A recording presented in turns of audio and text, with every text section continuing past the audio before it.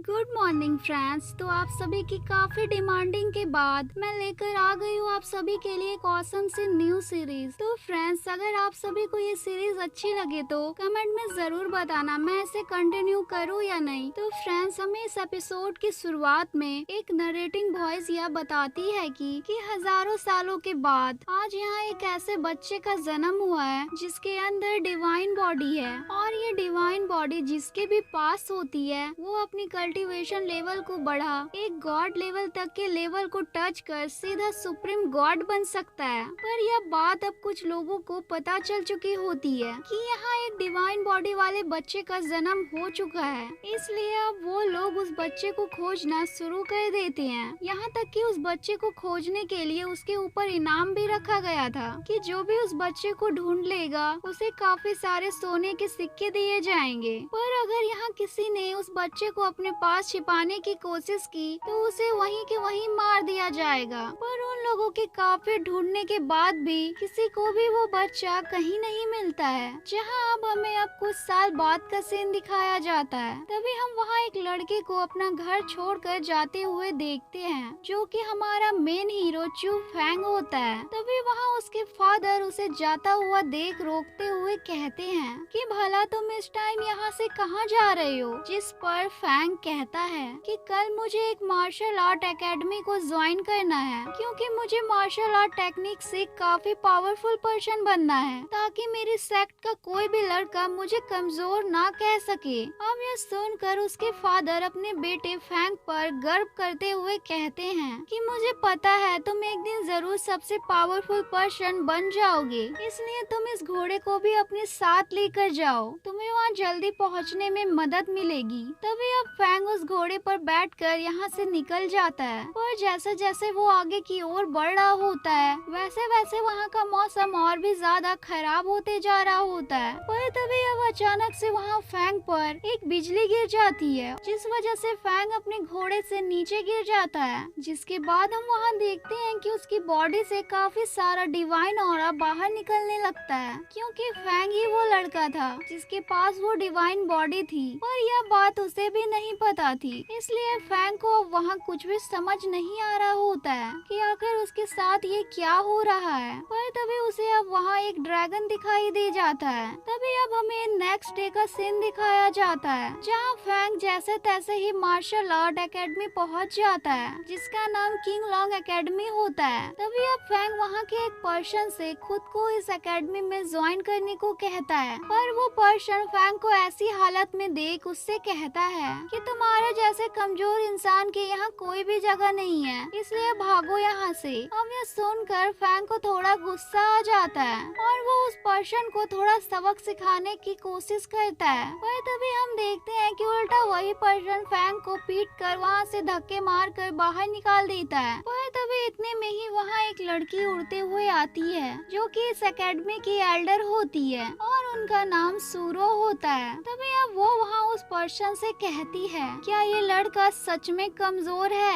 या इसने तुम्हें कोई भी रिश्वत नहीं दिया यहाँ ज्वाइन करने के लिए, शायद इसलिए तुम इस लड़के के साथ ऐसा व्यवहार कर रहे हो। अब यह सुन वो पर्सन कहता है कि एल्डर सू, आप नहीं जानती ये सच में बहुत ही कमजोर लड़का है, क्योंकि ये मेरे ही सेक्ट से बिलोंग करता है, इसलिए मैं इसे जानता हूँ। अब यह सुनकर एल्डर सू कहती है, वो कमजोर है तो क्या हुआ, वो यहाँ सीखने ही आया है ना, इसलिए ये मेरा ऑर्डर है कि तुम अभी के अभी इस लड़के को यहाँ बाकी न्यू आए डिसाइपल्स के साथ ज्वाइन कर दो। तभी अब कुछ देर बाद वहाँ सभी न्यू डिसाइपल्स एक जगह पर आकर खड़े हो जाते हैं, क्योंकि ये सारे न्यू डिसाइपल्स को यहाँ एक टेस्ट को पास करना था, तभी उन्हें इस एकेडमी में ज्वाइन किया जाता। तभी अब वहाँ एक एल्डर उन सभी डिसाइपल्स से कहते हैं, तुम सभी को यहाँ जो मेरे पीछे एक गेट दिखाई दे रहा है उसके अंदर तुम सभी को जाना है, और शाम होने से पहले जो भी डिसाइपल्स यहाँ बाहर आ पाएगा उसे हमारे एकेडमी में ज्वाइन कर लिया जाएगा, और साथ ही तुम्हें काफी सारे इनाम भी दिए जाएंगे, जिसमें से पहला इनाम यह है कि तुम्हें हमारे एकेडमी का सीधा कोर डिसाइपल बना दिया जाएगा, जिस वजह से तुम्हें इस टेस्ट के बाद कोई और दूसरा टेस्ट नहीं देना पड़ेगा। और दूसरा इनाम यह है कि तुम्हें एक फेरी ग्रास दिया जाएगा, और तीसरा इनाम यह है कि तुम्हें एक 4th लेवल की मार्शल आर्ट टेक्निक स्क्रोल दी जाएगी। अब ये सुनकर वो सभी लोग वहाँ काफी ज्यादा खुश हो जाते हैं। तभी अब उन एल्डर के कहते ही वो सभी लोग उस गेट के अंदर चले जाते हैं, जहाँ अब उन सभी लोगों के अंदर पहुँचने के बाद वो सभी लोग उस भूल भुलैया वाली जगह से बाहर निकलने का रास्ता ढूंढने लगते हैं, जहाँ अब फैंग को भी कुछ भी समझ नहीं आ रहा था कि मुझे किस तरफ जाना चाहिए, राइट या लेफ्ट। पर तभी उसके अंदर से एक लड़की की आवाज आती है कि तुम्हें लेफ्ट साइड जाना चाहिए। अब ये सुनकर फैंग को कुछ भी समझ नहीं आता है, जिसके बाद वो उस आवाज को इग्नोर कर वहाँ से भागते हुए आगे की ओर बढ़ने लगता है। पर तभी अब फैंग को आगे पहुँचने के बाद वहाँ कोई भी रास्ता समझ नहीं आ रहा होता है। तभी अब फिर से उसके अंदर से उसी लड़की की आवाज आती है कि मैंने कहा था ना तुम्हें लेफ्ट जाने को, तुमने तो मेरी बात सुनी नहीं, इसलिए अब चलो लेफ्ट साइड। अब ये सुनकर फैंग उसकी बात मान वहाँ से आगे की ओर बढ़ने लगता है। पर तभी अब हमें वहाँ के बाहर का सीन दिखाया जाता है, जहाँ एक मार्क्स वाले पर्सन को यह महसूस हो जाता है कि अंदर कोई ऐसा लड़का है जो अपनी माइंड पावर की मदद से इस जगह से बाहर निकलने की कोशिश कर रहा है। पर तभी इधर फैंग अपने अंदर वाली लड़की की बात मानते हुए वहाँ एक बड़ी सी जगह पर पहुँच जाता है। तभी अब उसे वहाँ पर रखी हुई वही फेरी ग्रास और टेक्निक वाली स्क्रोल मिल जाती है। पर तभी इतने में ही वहाँ बहुत सारे मॉन्स्टर आ जाते हैं और फैंग को चारों तरफ से घेर लेते हैं, जिसके बाद वो मॉन्स्टर फैंग पर एक के बाद एक अटैक करना स्टार्ट कर देते हैं। पर तभी हमारे हीरो फैंग पर इस तरह से अटैक करने की वजह से उसे उन सभी लोगों की याद आने लगती है जो उसे हमेशा इसी तरह से परेशान किया करते थे। अब इसी गुस्से के कारण फैंग उस मॉन्स्टर के अटैक को रोकने की कोशिश करने लगता है, जहां उस अटैक को रोकते रोकते ही फैंग की बॉडी के अंदर से उसकी डिवाइन पावर एक्टिवेट हो जाती है, जिस वजह से वहां काफी तेज गोल्डन ऑरा बाहर निकलने लगता है। तभी अब फैंग उस मॉन्स्टर को पीटना स्टार्ट कर देता है, जहां अब वो उसी मॉन्स्टर के ऊपर चढ़ उस मॉन्स्टर के गले को दबाते हुए उसे वहां हरा देता है। अब यह देखकर बाकी सभी मॉन्स्टर वहां से चले जाते हैं, क्योंकि उनका लीडर अब हार चुका था। जिसके थोड़ी देर बाद ही फैंग अब उस जगह से बाहर आ जाता है और अपने एल्डर को वो दोनों चीजें दिखाने लगता है। अब यह देखकर वो एल्डर उसे कांग्रेचुलेशन करते हुए अपने अकेडमी में ज्वाइन कर लेते हैं। पर यह देखकर एल्डर सू को बिल्कुल भी यकीन नहीं हो रहा था, क्योंकि आज तक कोई भी डिसाइपल्स इस जगह से इतनी जल्दी से बाहर नहीं आ पाया है, तो फिर फैंग कैसे आ गया?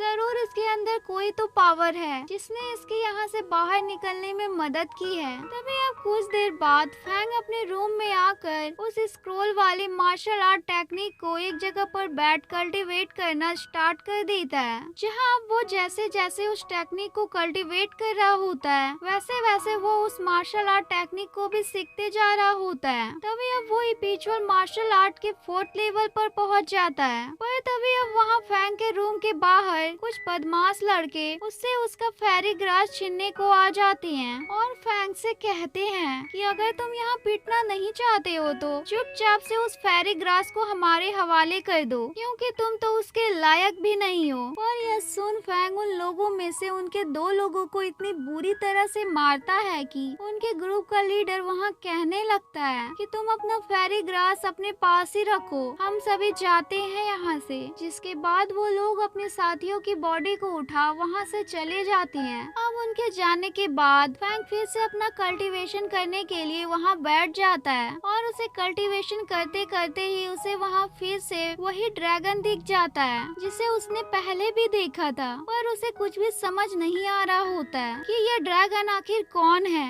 और इसी के साथ हमारा ये एपिसोड एंड होता है। फ्रेंड्स, अगर वीडियो अच्छी लगी हो तो प्लीज वीडियो को लाइक और चैनल को सब्सक्राइब करें। Bye bye.